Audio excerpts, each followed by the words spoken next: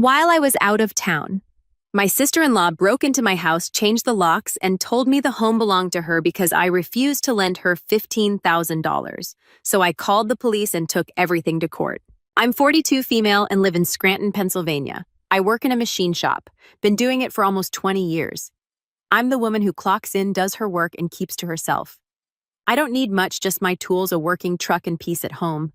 I've been married to Carlos for 13 years. We don't have kids, and honestly, that's been fine. We focused on building a stable life, a little 2-bedroom home we bought after saving for years. Nothing fancy, but it's ours. Paid off most of the mortgage already. We've worked for everything. No handouts, no shortcuts. Carlos's younger sister, Diana, has always been the complete opposite. She's 35, still chasing pipe dreams. Every 6 months, it's something new. Drop shipping, crypto, flipping real estate with no money, some app idea she's too lazy to build. She's lived with their mom off and on, crashed with friends, and even stayed on our couch a few times in the early days. Never held a job longer than a year, always blaming everyone else. I kept quiet about it for years for Carlos's sake. He loved his sister even if she drove him crazy. And to be fair, when we first got married, Diana still had a little charm. She was funny, made people laugh, had this way of talking like she was on the verge of something big. But now she was just a leech with a big ego. 6 months ago, back in December, Diana called me out of nowhere. Carlos was at work. She asked to borrow $15,000, said she had this new Amazon FBA thing she was getting into with a woman from Philly. Supposedly, it was a sure thing. She had a whole pitch prepared like she was on Shark Tank. I told her flat out, no, not rude, just clear. We just put a ton of money into remodeling our kitchen. Carlos had taken a temporary pay cut. I wasn't throwing $15,000 into a black hole. She got quiet for a second. Then she said, I'm not asking for a handout. It's a loan. I said, yeah, and you still haven't paid back that $300 from February 2019. She hung up. 10 minutes later, I get a text from Carlos. What did you say to Diana? She's blowing up my phone. Then a few messages came through in the family group chat. Diana went off, called me controlling, said I was trying to keep her and Carlos apart. Said I was bitter because I never took risks and lived like a scared little woman. Carlos shut it down quick. Told her not to talk about me like that. Told her I had every right to say no, but I could feel the shift. She went silent after that. No texts, no calls. I figured that was it, but it wasn't. Fast forward to a Tuesday in March 3 months later. Cold, wet kind of day. What kind of Carlos was out of town at a work conference in Denver? I'd just gotten off a long shift and stopped to pick up a sandwich on the way home. I pulled into the driveway and noticed something off. The porch light was on. That was weird because it's on a timer and it shouldn't have been on yet. I got to the front door and slid in my key. It didn't work. I tried again. Nothing. I stood there confused, checking to make sure I had the right key. I did so. I knocked. No answer. I called Carlos. He didn't pick up. Then I texted, hey, something's weird. My key's not working. Did you change the locks? Still nothing. Then the porch light flicked on. A second later, the door opened just a crack, and there was Diana wearing one of my old work t-shirts, drinking a beer, standing in my doorway. My gut went cold. What the hell are you doing here? I asked. She smirked and said, this isn't your house anymore. I blinked. Thought maybe I misheard. What? You made your choice when you turned your back on family. She said like she was quoting some movie villain. I told her to quit screwing around and open the door. She stepped back a little and leaned against the frame. Still drinking, still smiling. You refused to help me, so I helped myself, she said. Carlos said I could stay here anytime I needed. You're the outsider now. Then she shut the door in my face. I stood there in shock. At first I thought maybe it was some prank. Maybe Carlos had told her she could stay while he was gone, but he would have told me. No way he'd spring that on me. I pounded on the door again. No answer. It started to rain. I stood there soaked, staring at the door. I kept calling Carlos. Still no answer. Then it hit me. Diana had changed the locks. She'd probably gotten a locksmith to come out, used some forged paperwork claiming to be Carlos's wife, and got the place rekeyed. I later found out she'd used a fake ID and lease agreement. She'd become pretty good at creating fake documents for her scams. And now she was sitting inside my house, drinking my beer, wearing my shirt. I felt this mix of rage and panic. I wasn't about to break a window and get arrested trying to get into my own damn house. I needed to be smart. So I called Jessica. Jessica and I go way back. She's a cop, helped me fix up her old Ford F-150 last winter, and she owed me one. I told her what happened. She didn't even ask questions, said she was 5 minutes away and would bring back up. 15 minutes later, 2 squad cars pulled up. Jessica walked to the porch, knocked loud. Diana answered again. This time she looked more nervous. "What's the problem, officer?" she asked like she was reading a script. Jessica didn't play along. "You don't live here. You're not on the deed. The homeowner is standing right there and she says you invited." Diana started stammering. "Carlos said my brother said I could stay here any time, and you don't get to change the locks on someone else's home. Jessica said you have 5 seconds to come out or we'll come in." Diana stood frozen. Then she tried to argue, but it was too late. They pushed in. Next thing I know, Jessica's dragging Diana out by the arm. Diana's yelling, "I'm family." She's not family. She's a control freak. "This is my brother's house. Neighbors came out. Someone filmed it. I didn't care." They cuffed her and took her to the station for trespassing and illegal entry. Later that night, Carlos flew home early. He was horrified.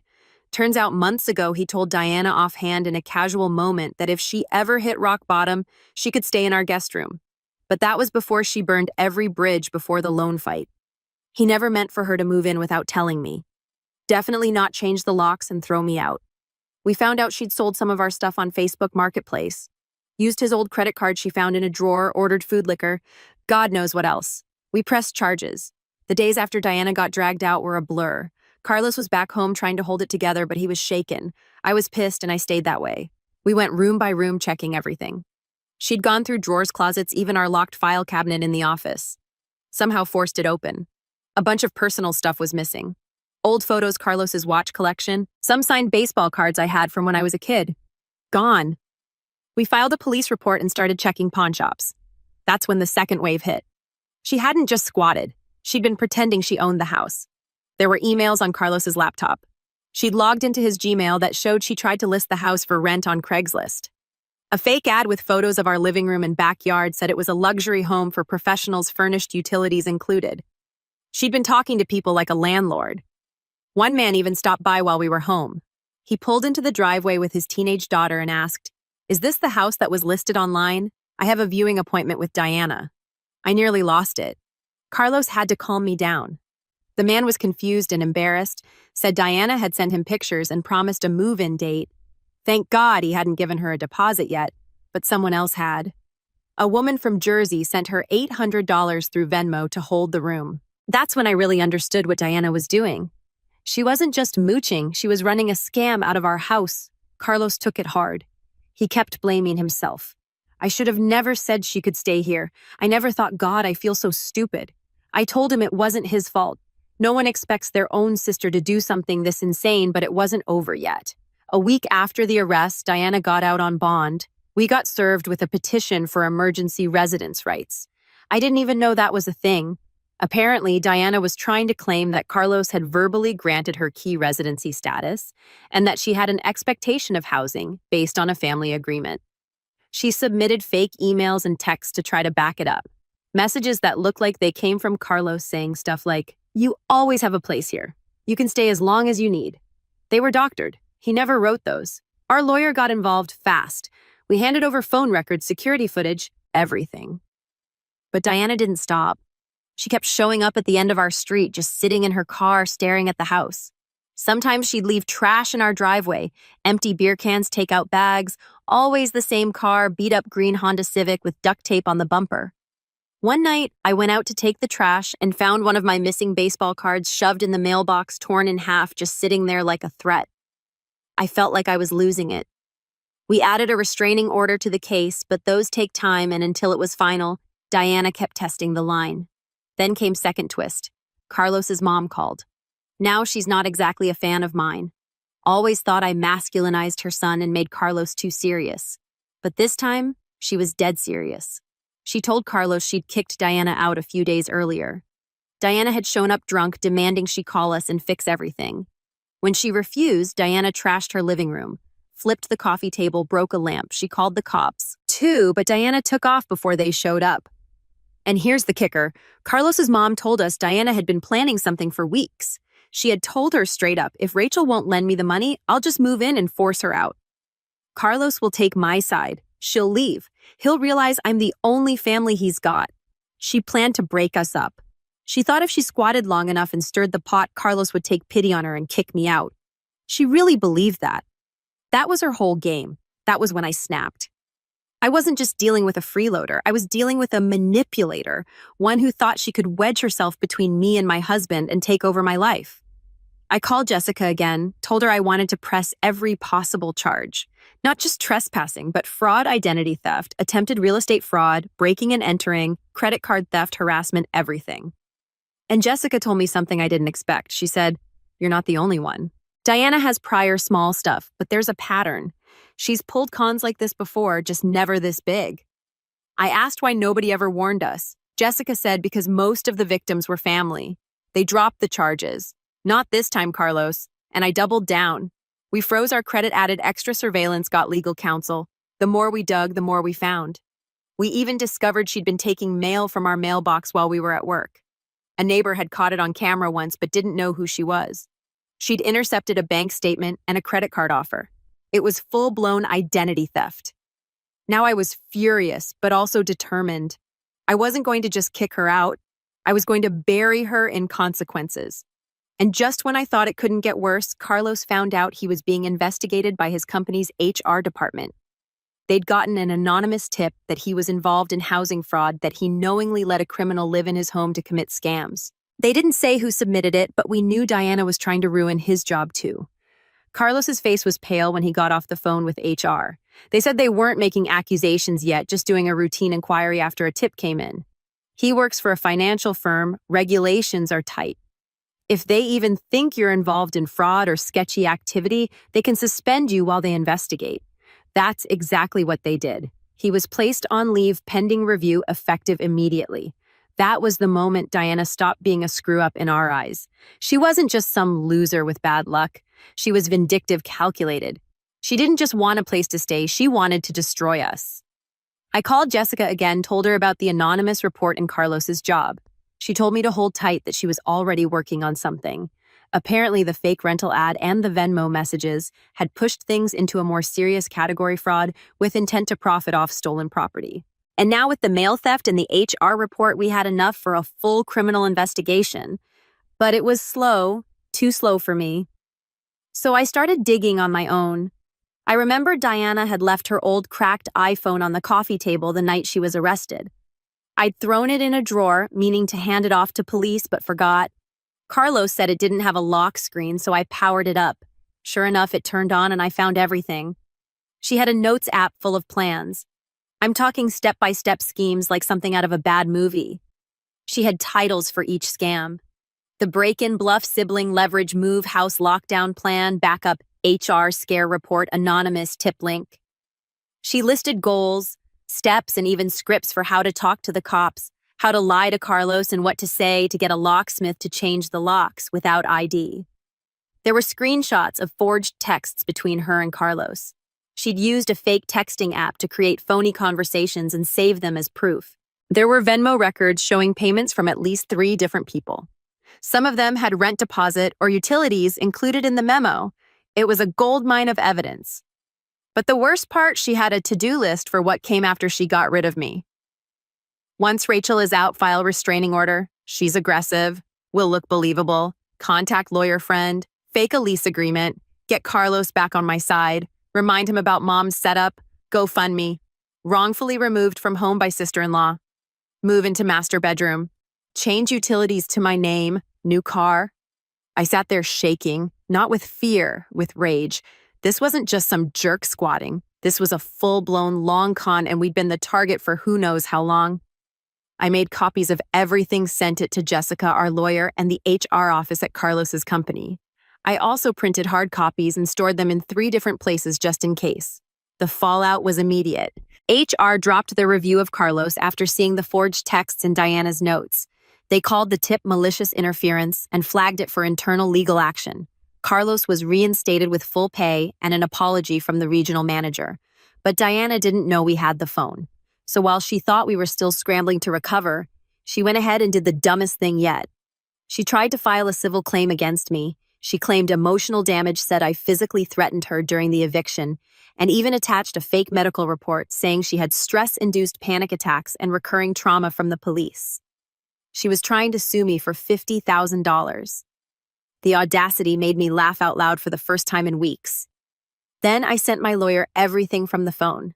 Around the same time, more cracks started to show. One of the people Diana scammed with a fake rental ad came forward with texts and screenshots. Another found her through a Facebook landlord group and sent a full email chain showing Diana posing as Diana R. with a fake Gmail address. We handed it all over to police. Our lawyer pushed the DA to consolidate everything: trespassing, fraud, identity theft, harassment, false police statements, forged communications. But Diana didn't stop, not yet. She started going after my reputation next. Someone left a 1-star review on the machine shop's Google listing, said I was violent, unstable, and a known racist. 2 more reviews popped up the same week.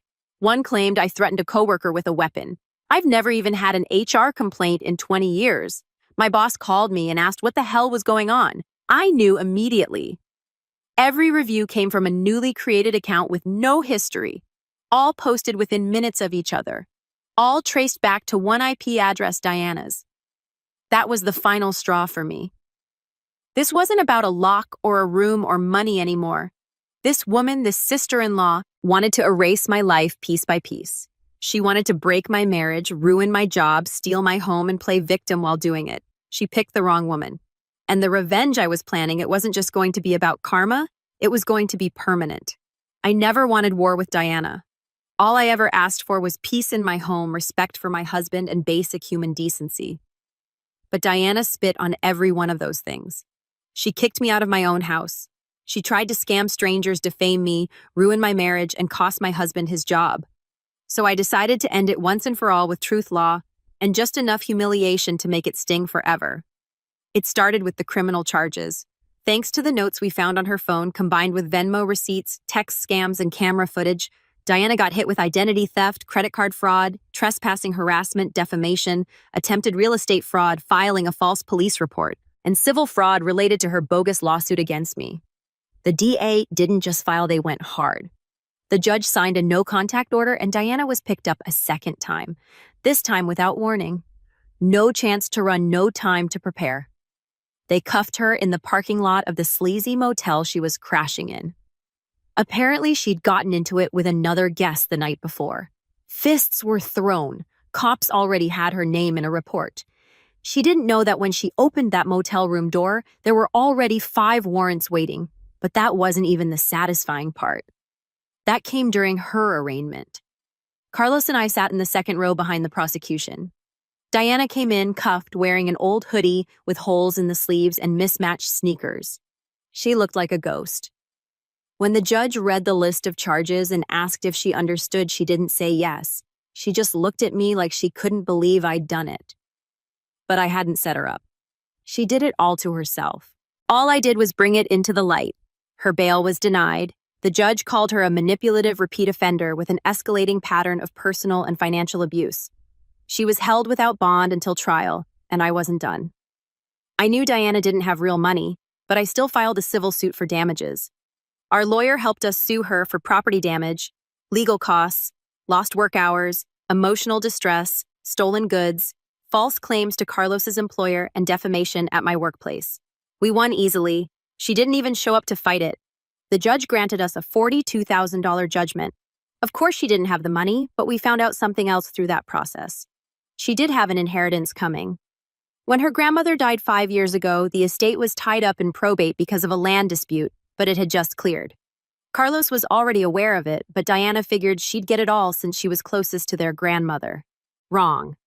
Because of the civil judgment, we were able to file the necessary liens and legal paperwork to claim the inheritance once it was distributed. The whole process took about 4 months, but eventually we seized it. All of it. Every single penny of her $42,000 inheritance went straight to paying the court order. We didn't keep a dime. The amount exactly matched our judgment. I didn't keep a dime. I let Carlos decide what to do with it. He donated most of it to a charity that helps men escape family abuse and fraud. He said if Diana had grown up in a better home, maybe she wouldn't have turned out this way. But someone else can still get a shot. But Diana's spiral didn't stop there. With her name burned, her inheritance gone, and her scams exposed, her online record followed her everywhere. That video from the police dragging her out, it went viral on Facebook, posted by our neighbor's teenage son. It got shared by a landlord protection group, a scam buster subreddit, and even a local news site. Every future employer, landlord, or date who Googled her would find that video. And those fake reviews she wrote about me. We traced them all, sent documentation to Google, and had them removed. But we took it further. We filed a harassment claim with Google's legal team and linked it to the criminal case. Now the accounts and IP addresses she used are flagged on multiple platforms. She can't create new accounts using the same devices or internet connections without them getting auto-flagged for review. She became a digital ghost. No place to hide online. Every trace led back to her screw-ups. Carlos and I fixed up the house. We got new locks and new security system, even repainted the room she had touched. It was about starting fresh. One afternoon, while we were clearing out old files, Carlos sat down on the couch next to me and said, "You know, if you hadn't stood your ground, she might have really broken us." I looked at him and said, "She tried, and she lost." But the truth, I almost broke too. There were nights I questioned myself, wondered if saying no to that loan started all this. If maybe I should have just let her sleep on the couch one more time. But then I'd remember her standing in my house wearing my shirt, telling me I wasn't family. That was never about money. That was about control. Diana's now serving an initial 18-month sentence. Not in some cushy rehab-style jail either. County lockup with real consequences. She'll have a criminal record for the rest of her life. She'll never rent a place without a background check showing fraudulent real estate scheme. She'll never get a legit job without the theft charges popping up and her big break dreams dead. But the consequences kept rippling out even after she was locked up. About 6 months into her sentence, September of the following year, we got a call from Jessica. Turns out Diana had been running similar scams in other states. The FBI had gotten involved because she'd crossed state lines with her rental fraud schemes. Remember that woman from Jersey who sent the $800 deposit Jessica asked during one of our coffee catch-ups? Well, she wasn't the only one. Diana had been running fake rental ads in Pennsylvania, New Jersey, and Delaware. The feds found at least 12 victims, all sending money for houses that weren't really for rent. The investigation revealed Diana had stolen photos from legitimate real estate listings and created fake rental ads across multiple platforms. She'd collected over $28,000 in deposits from unsuspecting families, an average of about $2,300 per victim, which makes sense for rental deposits in our area. Many of them were desperate to find housing quickly. Some were single mothers, recent graduates, elderly couples downsizing, people who couldn't afford to lose that money. Each victim had to testify either in person or via video call. Carlos and I attended some of the hearings, watching those people describe how Diana's scam had affected them. One woman had to move back in with her abusive ex because she couldn't afford another deposit. A young man missed his college enrollment deadline because he was scrambling to recover the money. It made me realize how deep Diana's damage went. The federal charges added another 30 months to her sentence. Diana went from county jail to federal prison, and the media picked up the story. Local woman sentenced for multi-state housing fraud ring ran in 3 different newspapers. Her mugshot was everywhere. Carlos took it harder than I expected. One evening, about 6 months after the federal sentencing, I found him sitting on our back deck staring at his phone. "What's eating at you?" I asked, settling into the chair next to him. He showed me his screen. It was a news article about Diana, but the comment section was what had him shaken. People were calling her a master manipulator, a predator, speculating about her childhood and what made her this way. "Did I miss something?" he said quietly. All those years growing up with her, was I blind to who she really was? I understood his guilt. Carlos is the kind of man who sees the best in people, sometimes to a fault. He'd spent years making excuses for Diana's behavior, chalking it up to bad luck or immaturity. Now he was questioning everything. "You were being a good brother," I told him. "You couldn't have known she was capable of this." But the truth was more complicated. Over the next few weeks, as Carlos started opening up about their childhood patterns, it emerged that we both overlooked. Diana had always been manipulative, just on a smaller scale. She'd convinced Carlos to lie to their parents about her grades, her whereabouts, her boyfriends. She'd borrowed money from his piggy bank as kids and never paid it back. She'd stolen his girlfriend in high school by spreading lies about him cheating. "I think I trained myself not to see it," Carlos admitted one night. "Every time she did something awful, Mom would say, 'That's just Diana. She doesn't mean it. She's family.' So I learned to ignore it too." The realization was painful for him, but it was also freeing. For the first time, Carlos stopped carrying guilt about Diana's situation. He stopped wondering if there was something more he could have done to help her. Meanwhile, the collateral damage from Diana's schemes kept surfacing. Her friend circle, what little she had, completely imploded. Turns out she'd been lying to them too, borrowing small amounts of money with sob stories about emergency car repairs or medical bills. When the news broke about her arrest, several people came forward with their own stories of being scammed by Diana. One woman, Maria, reached out to us directly through Facebook. Diana had convinced her that she was starting a nonprofit to help struggling single mothers and had collected donations that never went to any charity. Maria had given her $1,200, thinking she was helping other women in need. "I feel so stupid," Maria wrote in her message, but she was so convincing. She had me believing she was this reformed person trying to give back. We connected Maria with our lawyer, and she was able to file her own civil suit. She never got her money back. Diana had nothing left to take, but she said the closure of seeing Diana face consequences was worth it. The other revelation that came out during the federal investigation was how long Diana had been planning to target us specifically. Investigators found notebooks in her belongings dating back over a year, filled with observations about our routines, our finances, even sketches of our house layout. She'd been watching us, studying us, learning when we came and went. When Carlos traveled for work, when I worked overtime, she knew exactly when to make her move.